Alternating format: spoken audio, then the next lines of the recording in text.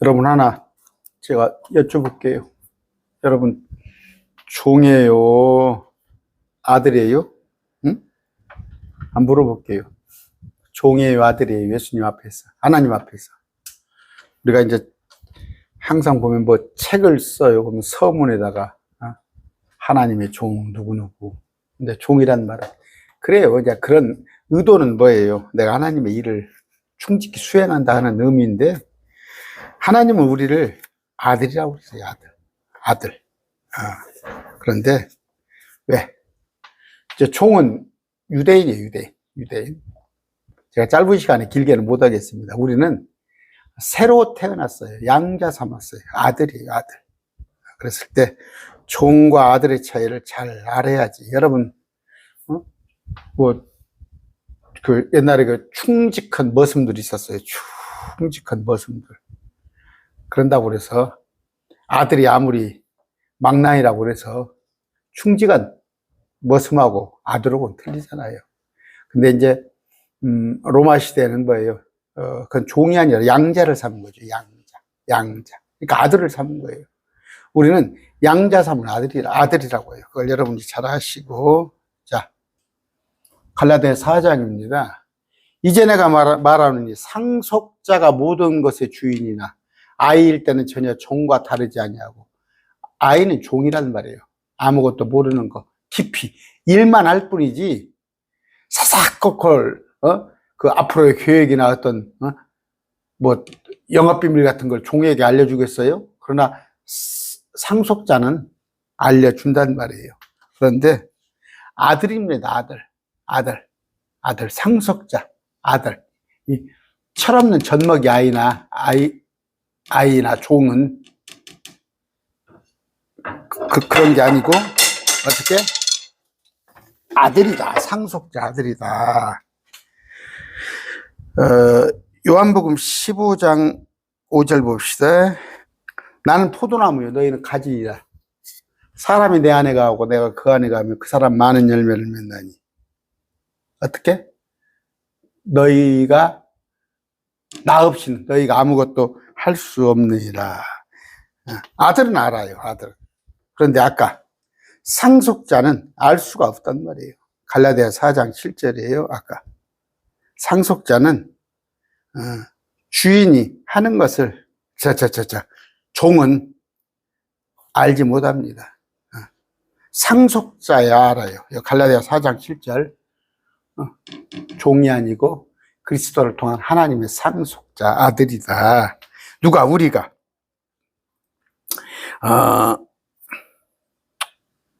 여러분, 옛날에 보면 머슴하고 같이 밥 앉아서 안 먹어요. 물론 다윗은 뭐 예죠. 다윗은 신분이 낮은 자하고도 겸상을 하고 그랬지만 사람들의 예로 보건대 머슴과 같이 밥 안 먹는데, 우리는 뭐예요? 그러니까 뭐예요? 종은 주인의 상에, 테이블에 참여할 수 없는데 아들은 아버지 상에 앉아서 먹잖아요. 종은 속박되어 있습니다. 종은 속박되어 있어요. 뭐 너 여기서 여기까지 일해라. 그래야 세경을 받아, 세경을. 아들은 그렇지 않습니다. 자유롭습니다. 아들은 자유로워요. 부모가 뭐 자식한테 이거 해라고 해서 안 했다고 해서 쫓겨납니까? 그런데 종은 이거 되라고 하는데 안 했으면 뭐예요? 근로 계약서 이행을 못 하면 서로 뭡니까? 주종관계, 노사관계가 깨지죠. 종은 속박되어 있다. 근데 아들은 자유롭다. 요한복음 8장 35절입니다. 8장 35절. 종은 영원한 집에 거하지 못하되 아들은 항상 거하니. 영원한 집에. 항상 거해요. 그런데 종은 주인이 나가라고 하면 나가야 해요. 종이 아들보다 일을 더 잘하고 더 똑똑하고 더 능력이 있고 더 도덕적인 일을 그런다고 그래서 아들이 되거나 아들을 대신할 수 없어요. 종이 방탕한 아들보다 주인의 말을 더 잘 듣고 순종하는데 왜 종이 상속자가 될 수 없냐 묻는다면 그건 바보예요, 바보. 뭐 머슴이 말을 잘 들으니까 그 말 안 듣는 아들을 쫓겨내고 종이 아들 자리에 들어? 안 그래요. 그런데 아까 우리 신부는 뭐예요? 설령 우리가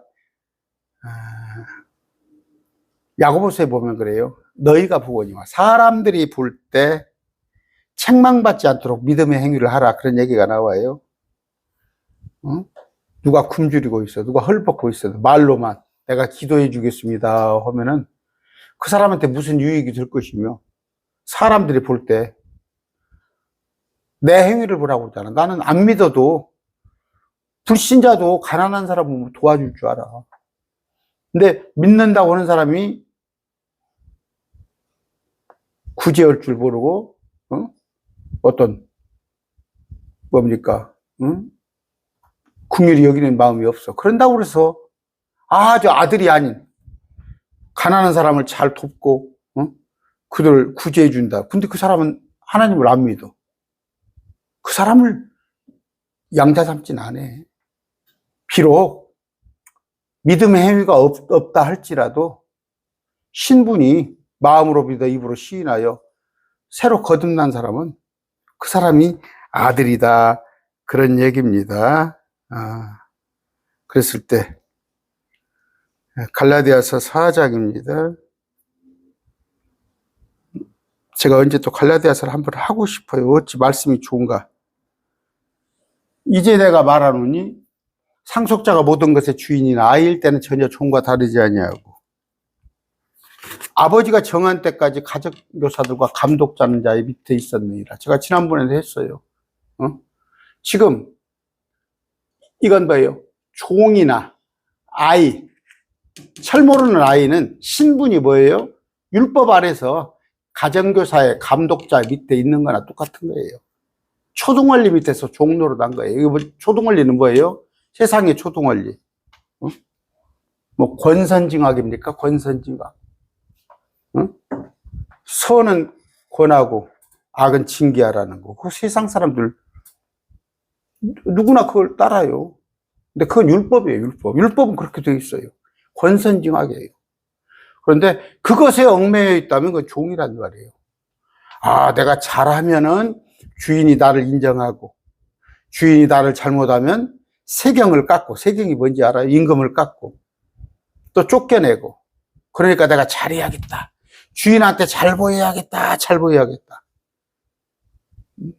여러분, 또 제가 오해의 말씀가 있을랑가 모르겠네. 정규직하고 비정규직하고 뭐가 틀려요?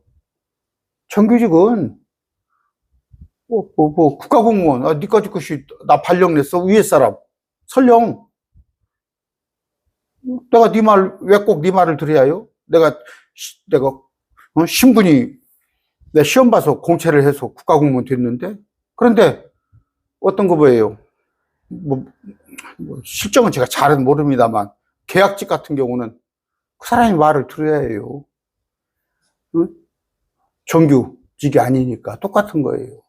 우리는 뭐예요? 우리는 정규직이에요.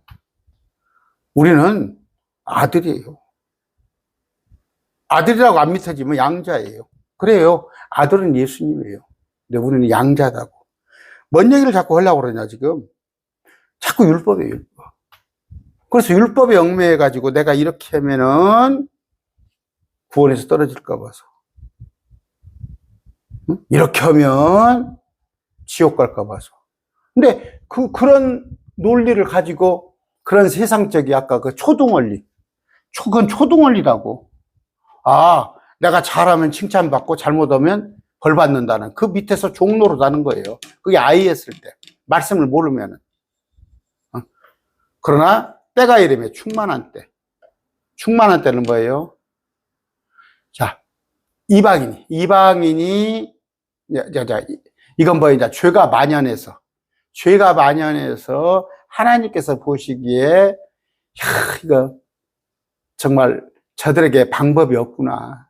다른 대안이 없구나. 내가 아들을 보내서 믿게 하는 그 구원의 방법 뿐이는 없구나. 그런 때가 이름에 하나님께 자신의 아들을 보내서 여자 마리아에게서 나시고 율법 아래 있게 하셨으니 이것은 율법 아래에 있는 자들을 구원하시고 우리가 아들로 이방되게 하십니다. 율법 아래에서는 도저히 불가능해. 종노릇으로는 날마다 눈치를 봐야 해요. 주인한테 편한 잠을 못 자. 편한 잠을. 그래요. 어? 여러분, 옛날에는 나무집살이라는 게 있었어요. 나무집살이. 하다못해 그 셋방살이도 있었어요. 셋방살이. 월세. 그러면 자식들이 많으면, 자식들이 시끄럽게 하면 그 주인집이 나가라고 할까 봐서. 여러분 그런 거 아세요? 자식이 많으면 막 5남매, 6남매면은 방을 안 줬어. 그런데 자유롭게 됐잖아. 내 집까지면 자유잖아. 내 집에 살면 얼마나 자유스러워. 마찬가지예요. 종업원이 아니야. 신분이 종업원이 아니다면, 그 집 아들이다면 고칠 게 없잖아. 그런 거. 그런데 아까 율법 아래에서 개고생하는 자들을 눈치만 슬슬 보고 어떻게 하면 주인 눈에 이쁘게 보일까 하는 자들을 구원해서 아들로 입양을 했다는 거예요. 그러므로 아들이 됐다는 말이에요. 그래서 아들의 영을 보내서 마음속에 보내서 아바 아버지하고 부르짖게 했어요. 우리한테, 우리. 종 아닙니다, 우리. 그러므로 내가 더 이상 종이 아니요 아들이니 아들이면 그리스도를 통한 하나님의 상속자니라. 우리는 아들이란 말이에요. 예수님을 통한, 예수님이 우리를 위해서 죽어주셨기 때문에 우리가 상속자가 되는 거예요. 그래서 기도합니다. 예수님 이름으로 기도했다는 것이 뭐예요? 기도할 때 3원칙이 뭐예요? 기도의 대상은 성부 하나님이에요. 그럼 뭐예요? 누구 이름으로? 예수님 이름으로. 또 뭐예요? 당신의 아들이 나를 구원해 줬잖냐? 당신의 아들이 십자가에서 나를 구출해 줬잖냐? 그만큼 내가 값어치 있는 거야. 내가 값어치가 없다면 당신의 아들이 나를 십자가에서 뭘라고 구출해 줬겠어. 그러니까 아버지한테 구하는 거예요. 그런데 아무거나 구원하지 않고 성령의 인도를 받아서, 성령 안에서 기도하는 거예요. 아버지 이름으로 성령 안에서, 예수 그리스도 이름으로 성령 안에서 아버지께 구하는 거. 우리는 아버지라고 부르겠다. 그래서 이제 더 이상 종이 아니다. 아들이다. 하나님의 상속자다. 그런데 이제 듣기 좋게 자기를 낮춘다고.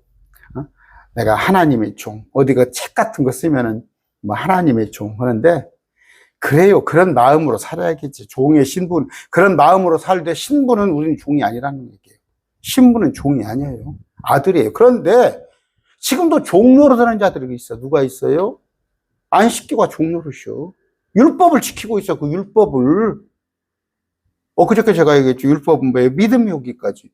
믿음은 예수 그리스도가 오기까지. 때가 이름에 아들을 보냈어. 응? 종 노릇으로 내가 힘들고 지쳐 외로워서 어찌고 하잖아.